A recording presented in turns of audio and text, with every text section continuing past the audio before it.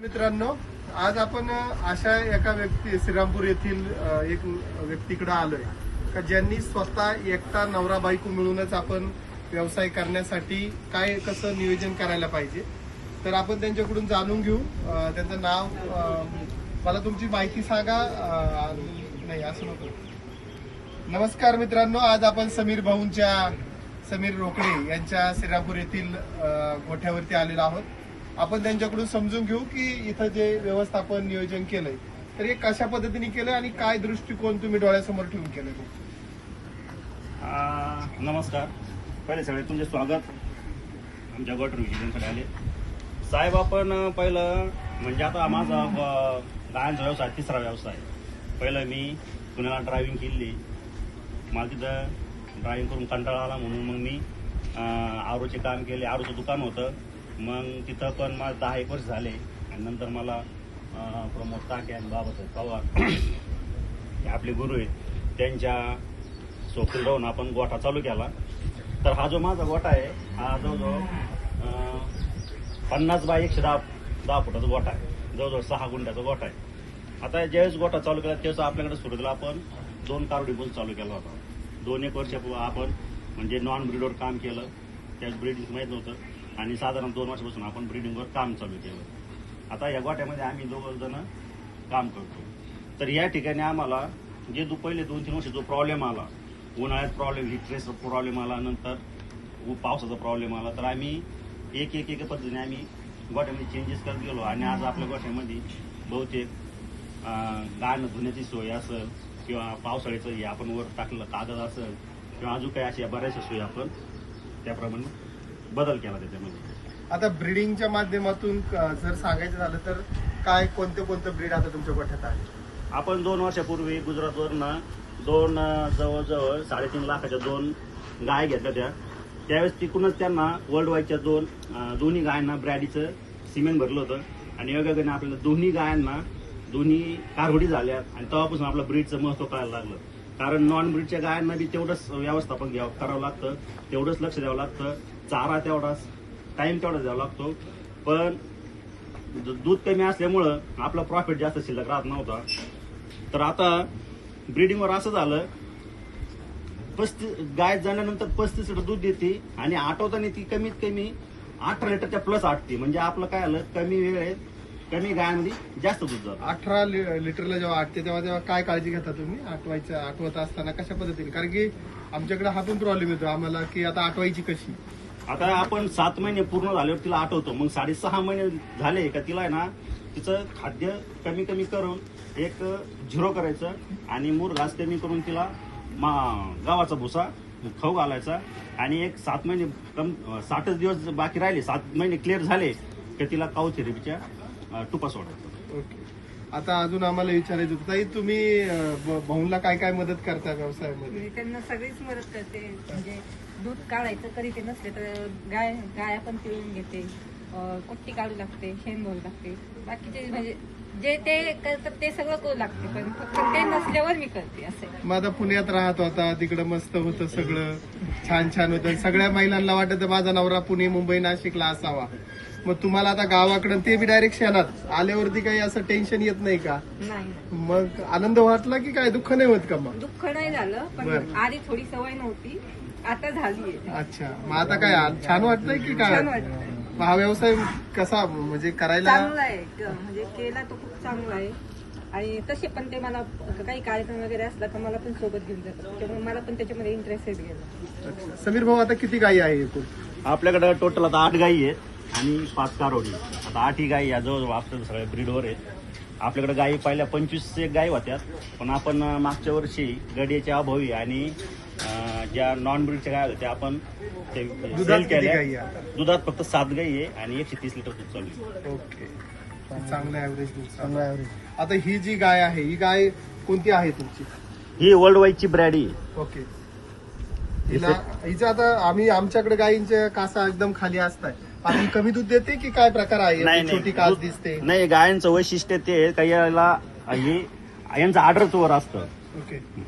मग त्याच्यामुळे काय काय फायदा होतात ऑर्डरवरती असतात? ऑर्डरवरती असल्यामुळं यांना जो शक्यतो मसडीचा जो प्रॉब्लेम आहे तो होत नाही, किंवा मग जे आपले जे सड जे खुराखाली येऊन कट होतात तो प्रॉब्लेम नाही, मसडीचा प्रॉब्लेमच नाही. म्हणजे ऑर्डर वरती असायला पाहिजे का खाली एकदम भली मोठी वर असायला असेल, पाहिजे? जेवढं ऑर्डर वर असेल तेवढं चालेल. ओके. आणि हे गळ्यात काय याच्यामुळे काय? हा सेन्सर आहे. ओके याच्यामुळे गाय विटर आलेली कळती, गाय आजारी पडलेली कळती, याचा आपला अलर्ट येतो. ओके. याच्यामध्ये परफेक्शन किती आहे? म्हणजे कंपन्या तर सगळेच जण मार्केटिंग साठी म्हणते आमचे वापरलं का हा फायदा आहे.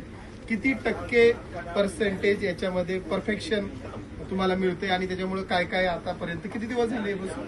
आम्हाला जवळजवळ 7 ते 8 महिने झाले आम्हाला. याच्यामुळे काय काय बेनिफिट झाले तुमच्या? आम्हाला बेनिफिट झाले का, पहिले जो रिपीटचा प्रॉब्लेम होता, गाय विटर आली कधी आणि काय कधी आणि भरायचा टाइम किंवा आपला माहित नव्हतं. पण जेव्हा सेन्सर बसवला तो आपला विटर आल्यापासून तो जो भरण्याचा कालावधी तो आपला बरोबर ग्रीन झोन दाखवतो. ते ग्रीन झोन मध्ये गाय भरली तर 90% पर्यंत आपला त्याचा परफॉर्मन्स. ओके. आणि त्याच्यामुळे मग तुमचा प्रेग्नन्सीचं रेशो वाढला. रेशो वाढला. काही आजारपणासाठी काही फायदा? आजारपणासाठी म्हणजे आपण काय करतो, ज्यावेळेस गाय चाराच खायचा बंद करते त्यावेळेस आपल्या लक्षात येईल गाय आजारी आहे, मग त्यावेळेस आपण डॉक्टरला कॉल करतो. आता तसं नाही. आता सेन्सर बसल्यामुळे काय आलं, 2-2 तासाची सायकल आहे सेन्सरची आणि 4 तासाला आपल्याला लगेच मेसेज येतो. तर आपला गायनी समजा आता ही गाय आहे माझी, ही जवळजवळ दिवसाला 650 ते 700, 24 तास 650 ते 700 मिनिट रोहत करते, रवण करते. तो रवण तिचा 500 आला का लगेच आपला आलं. ओके. म्हणजे ती चारा Preventive आपल्याला कळू शकते. 25% जिने चारा कमी खाल्ला किंवा रवण कमी केला तर त्याला आपला अलर्ट येतो. आणि अशा टाइमला आपण जर डॉक्टर बोलून चेक केलं तर तिला नक्कीच 102-103 पॉईंट टेम्परेचर असतं. आता कुठल्या कुठल्या सिमेंटच्या ब्रीडच्या तुमच्याकडे कालोडी आहे? आपल्याकडे आता वर्ल्ड वाईडच्या 2 आहेत, एबीच्या 3-4 आहेत, एनडीडीपीच्या 3-4 आहेत. फर्स्ट लॅक्टेशन मध्ये किती कॉन्स्टंट दूध किती दिलं असेल तुमची कालोडी? आता फर्स्ट लॅक्टेशनला आपले 30 लिटर दूध दिलं आणि ती आता आठवायला तरी ती 20 लिटर दूध देते. कोणती? हीच गाय? हो, हीच ही कोणती आहे? वर्ल्ड वाईडची ब्रॅड ही. आणि किती दिवसात तुमची गाय भरण्याजोगी होते? आम्ही जन्मल्यानंतर? शक्यतो 42 दिवसांनी गाय विटोर येते, पण आम्ही शक्यतो 63 दिवशी. नाही, कालवड जन्मल्यानंतर. कालवट जन्मल्यानंतर आता आम्ही जवळजवळ 14 ते 15-16 महिन्यांना आम्ही बदलतो. तर त्याच्यासाठी काय क्रायटेरिया आहे तुमचा? महिने काय क्रायटेरिया आहे की काय अजून वजन वगैरे काय तुम्ही? नाही, आता पहिला आम्ही ना ज्यावेळेस आता माझ्याकडे बोन फायरच्या 2 कारोडी त्या 11 महिन्यात विटोर आल्या, पण जे 11 महिन्यात विटोर ही सुद्धा कारोड मी 12 महिन्याची भरली अशी. जसं पाहिजे तसं माझ्या मनासाठी तिचं स्ट्रक्चर झालेलं नाही, की हाईट किंवा रुंदी झाली नाही. त्यासाठी मी आता 12च्या ऐवजी आम्ही 15-16 महिने. तर तुम्हाला पलीकडे गेल्यावर तुम्हाला कारोडी दिसत, गाई एवढल्या कारोडी तरी आम्ही. आता याचा आहार व्यवस्थापनामध्ये किती किलो चारा किंवा काय काय काय चारा देता आणि किती प्रमाणात देता? आम्ही साधारणतः गाय जर असली तर गाईला शक्यतो 30 किलो रोजचा चारा आहे, 8 किलो तिला गोळी पेंड आहे. आणि गाय ज्यावेळेस वेती ना नवीन असली का तिला 300 ग्रॅम मिनरल मिक्सर असतो आणि गव्हाचा भुसा 1 किलो. आता आम्ही सगळ्यांनी तुम्हाला जर प्रश्न विचारला की काय केलं पाहिजे आम्ही आता इथून गेल्यानंतर, किंवा युवकांनी काय केलं पाहिजे दुग्ध व्यवसायामध्ये, तुमचं काय मत आहे? कशा पद्धतीने पहिलं पावलं असली पाहिजे? हरीश भाऊ. सगळ्यात पहिलं म्हणजे तुम्ही एका गाईचा नफा तोटा काढा.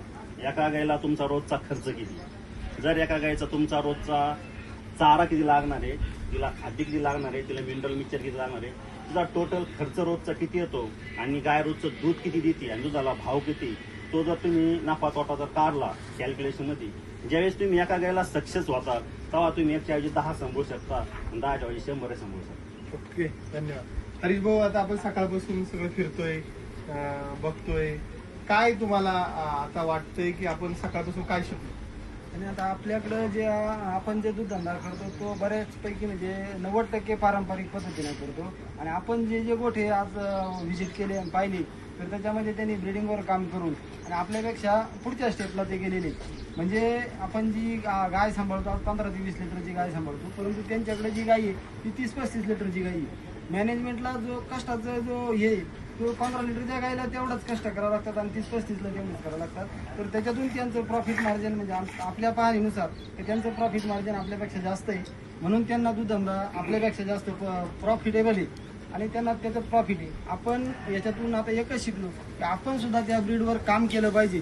ब्रीडिंग करून चांगल्या ब्रीडच्या चांगल्या जातीच्या गायी जर तयार केल्या तर आपल्याला सुद्धा दूध धंदा चांगल्या पद्धतीनं प्रॉफिटमध्ये आणण्याचं यांचं योगदान फार मोठं होईल, मार्गदर्शन आपल्याला लावेल अशी एकंदरीत अपेक्षा आहे आणि आपण तेच करणार. म्हणजे एवढं लवाजमा आपण घेऊन आज या ठिकाणी आलोय, 4 ठिकाणी आपण जे पाहिले त्याच्यातून एकच आपण शिकण्याजोगं आहे की आपल्याला आज ब्रीडिंगवर काम करणं अत्यंत गरजेचं आहे.